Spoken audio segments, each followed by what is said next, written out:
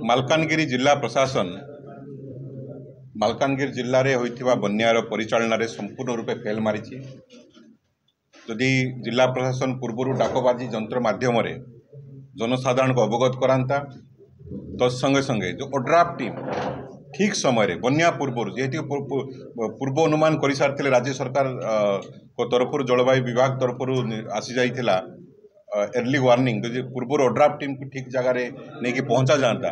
ताहले बन्यारे एते क्षयक्षति मालकानगिरी जिले में कदापि हो न था। तत्संगे संगे जो पोलाभरम को नहीं सारा राज्य में गोटे चर्चार विषय पलटि पोलाभरम डैम एवं पोलाभरम बैक वाटर रे संपूर्ण मालकानगिरी जिला आगामी दिन में ध्वंस विध्वंस हो संभावना रही संपूर्ण जलमग्न हो संभावना रही से मुख्यमंत्री जो मुख्यमंत्री जिला गस्त करी किसी मध्य सूचना न देवा संपूर्ण जिलावासी को अतिमात्रा व्यथित कर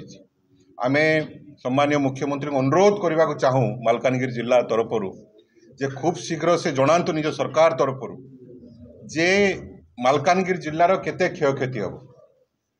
सठिक तथ्य कहा पाखरे मध्य नाही एवं बीजेपी सरकार मोहन माझी सरकार समस्त दोष अन्य मान ऊपर पेली दे निजे खसी जावाक उद्यम करुचंती। थरे सरकार रे बसिला परे मालकानगिरी जिलार संपूर्ण दायित्व ओडिशा सरकार राज्य सरकार अन्य उपरे दोष दे खसी पारिबे नाही। तत्संगे संगे किपरि भाव में डैम हाइट को कम करा जिवो एवं तत्संगे संगे किपरि भाव में ओडिशा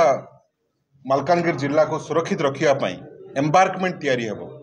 नदी कूल आड़ीबंध तैयारी होगी मालकानगिरी जिला को सुरक्षित रखा सेथिपाई तत्परता प्रकाश करूँ समाधान बाट काढ़ु